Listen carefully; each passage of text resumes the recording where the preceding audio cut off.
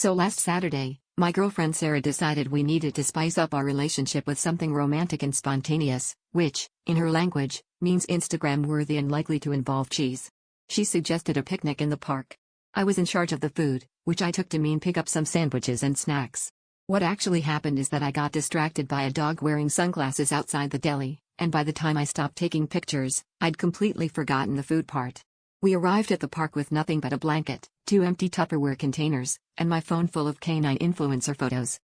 Now, you'd think the lack of food would be a minor setback, maybe we'd just grab something from a nearby cafe. But Sarah, ever the optimist, stubborn, insisted we make the best of it and enjoy the ambience. So, we set up our blanket right by a picturesque oak tree, which, unfortunately, was the headquarters for what I can only describe as the local squirrel mafia. These squirrels were not messing around.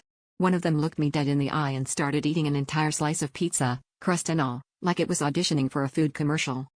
As we sat there, stomachs rumbling, I watched a particularly rotund squirrel strut over, sniff our empty Tupperware, and then, I swear, give us a look of pure, unfiltered disappointment.